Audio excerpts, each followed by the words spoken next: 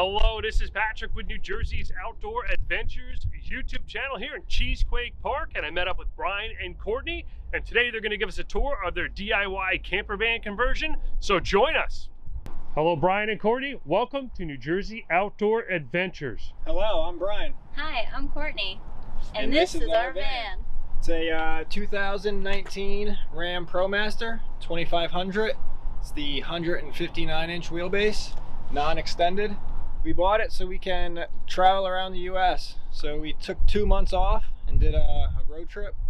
Saw 22 national parks and did a lot of hikes, went rock climbing, saw a lot of animals, went whale watching. It was awesome.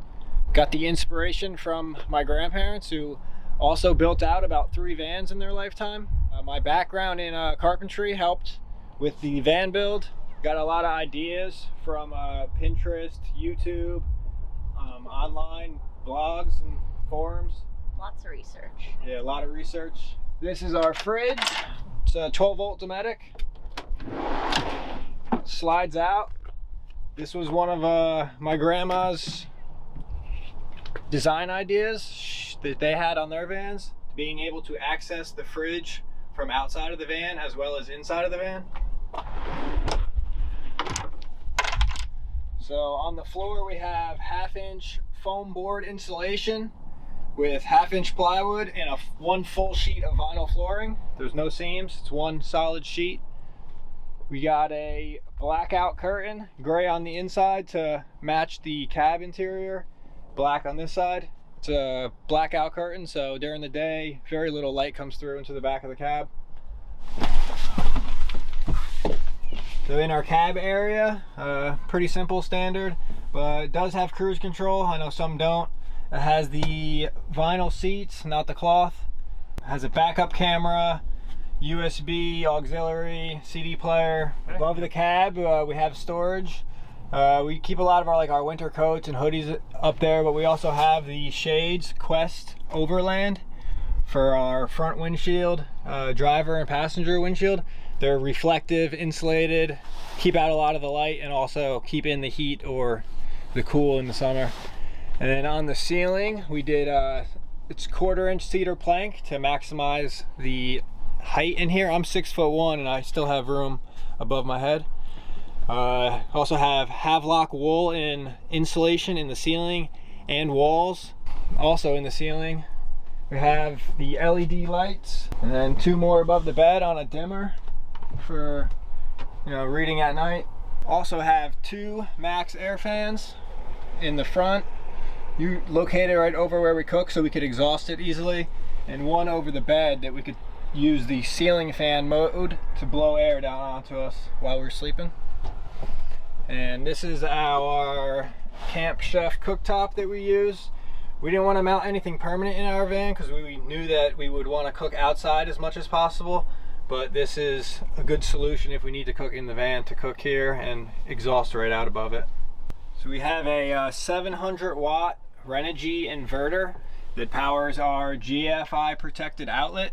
We use that for we have a small blender, and to charge laptops is the main thing we use that for. Above that we have our cabinets. They're all custom made out of premium pine board. Everything is jointed with pocket holes.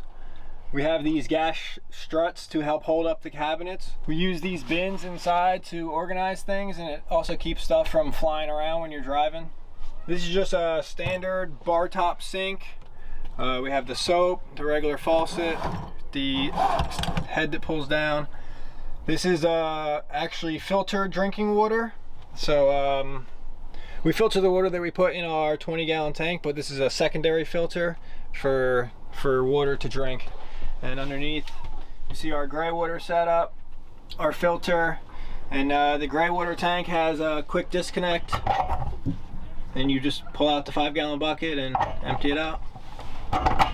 Our countertop is a sheet of 3/4-inch maple, and I put a piece of hardwood on the face to give it that thicker look, but it's only 3/4 of an inch, so it saves on weight.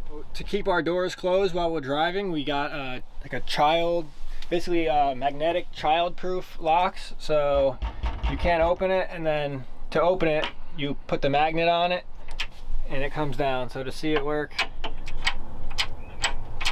and then once you know your parts and you're not driving around, you could unlock them so you don't have to keep unlocking it every time. So inside this cabinet's mostly storage, but you'll see the lines coming from the battery, the charges from the alternator. That goes back to the house battery. Got a breaker on it to protect the lines. The way I built these cabinet doors to save on weight and cut down on the price a little bit was just 1/2 inch sanded plywood with another rips of 1/2 inch sanded plywood mounted to the outside to give it a nice frame look. This is where we store our battery. It's a 200 amp hour Renogy battery. Got the shunt for the battery monitor. That's our main disconnect. If there's any problems, you could just kill the power right there. This is a switch for our water pump. So the water pump automatically goes off on its own at 50 psi, but it's good to have a switch there for in case anything goes wrong. You could just kill the power to the pump, and you know, God forbid something went wrong, you could just shut it off. We also cut out holes in this sheet of plywood that allows the battery to vent a little bit. So if the battery starts to get warm, it could vent out into the garage space. These are our drawers, nice and deep. They also have the same latches on them to keep them closed, and they also have a soft close feature so they don't slam shut. Another drawer over here, nice and deep, where we keep our silverware. We purchased a cushion after Bryan built out the fridge and the bench. I went online and did some research with the measurements I had, and we were lucky enough to find a bench cushion pre-made that fit the measurements. So you could easily just pick it up, swap it. So behind the fridge we had some room, so we used that to our advantage to store our toilet setup. It's basically a porta potty. Above that we have a carbon monoxide alarm in case any carbon monoxide builds up here. Also on the walls we use nickel gap board, or shiplap some people know it as. This is our table. Keep it latched so it doesn't go flying around when we're driving. Unlatch it. Want to hand me our table leg? So we would do this every night after we would cook our dinner, or we would play Uno and I would win. And that's where we would eat dinner. Yep. And breakfast and lunch. Watch the sunset at Badlands. That was really cool. All right, over here on the counter we have the Renogy battery monitor. Monitors all of our battery usage and as it's charging. Below that we have just a regular 12 volt outlet. I went with just a regular standard 12 volt outlet over a USB to accommodate all different devices, not just USB. For our bed, so it's just a full size mattress. We ordered it on Amazon. Doesn't have to be custom or anything, so you know, any full size mattress will fit in here. The way I was able to do that was I actually built the wood framing for the cedar plank that I put on the walls flush with the framing of the van, so you have maximum space here. It's actually 6 foot 2 inches widthwise. So I'm 6'1", and I could sleep in here very comfortably. Underneath the bed, we did a pallet-like framing so the mattress could breathe, and I also coated everything with a mold-resistant primer. Above the bed, we have where we store all of our clothes. Nice, deep cabinets. So we were able to store all of our clothes in there for the whole trip. She had that side and I had this side. Worked out great. I had probably more than half, but yeah, I was fine with my clothing. One thing I was able to do was keep the stock lights here on the side and in the back, which is really nice, so that when you open the door, the lights automatically come on. You don't have to fiddle around looking for a switch that turns on all your interior lights. And then now we'll check out the garage.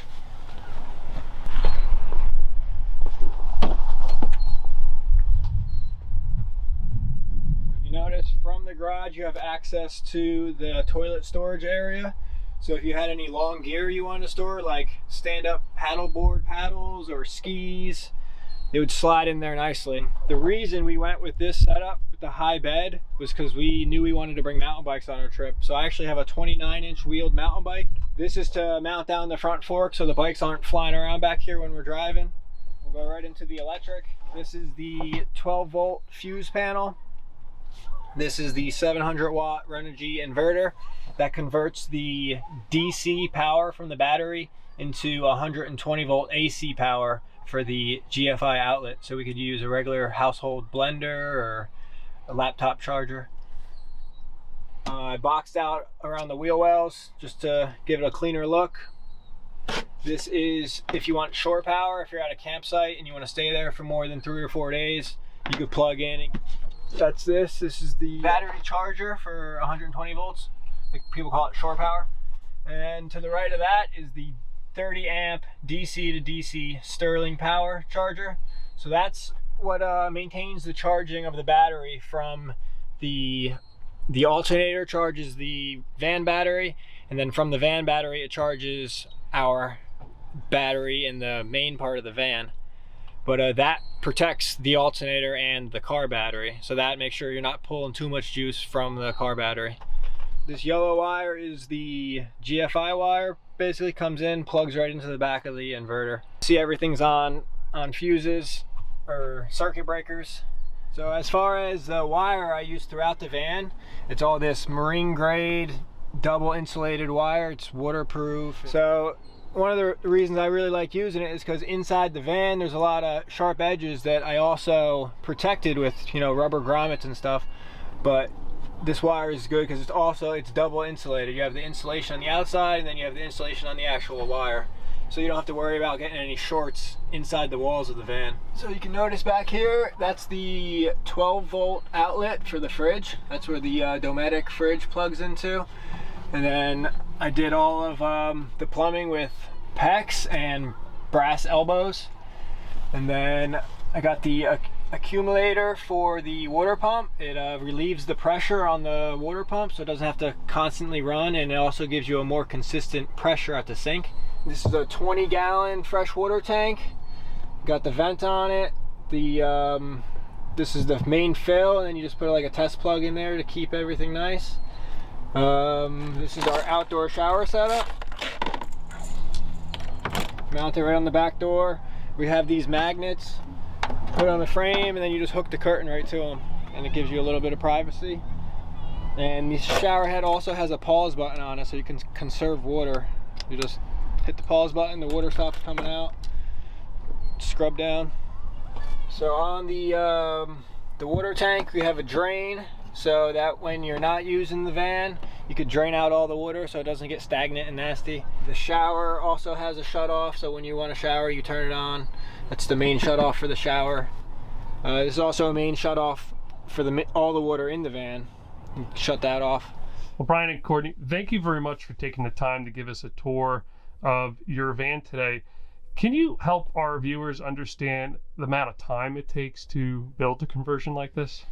So I did this conversion in about 2 months. Took me roughly between 300 and 325 hours of labor. That's not including all the time researching everything, going online to buy everything, going to the stores to buy everything. So it's a lot of work. Yeah, a lot of people look over that part of it when they're building their own van, that their time is worth money. And the amount of time that it takes just in the research and planning and buying stages, that could be half of the build. Yeah. What were some of the biggest challenges you had to overcome in building something like this, that being that you have a construction or carpentry trade background and a house is all level and square, was building a van much more challenging? It is. Everything in the van when you're building it, nothing is perfectly straight or square. So everything you build is like custom. You have to, like every piece, like almost every board of the nickel gap like had some kind of odd cut on it. There's a lot of these boards I actually had to hollow out the back of them to get them around framing members in the van, and the actual framing of the van took a while because nothing is square, so everything is on an angle, or it's just not straight. So that's probably the biggest hurdle, is getting the framing done to be able to mount everything to. Now everybody has a different skill set of when they're building a van, and different set of tools available. Is there any special tools you had to buy? No, the only thing I didn't have that I bought was the pocket hole jig to make all the cabinets.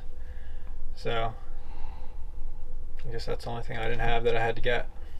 Now, Courtney, we talked a little bit off camera about if you were to build another one, right? Because everybody builds one and they're already thinking about what they're going to do next. What would you do differently?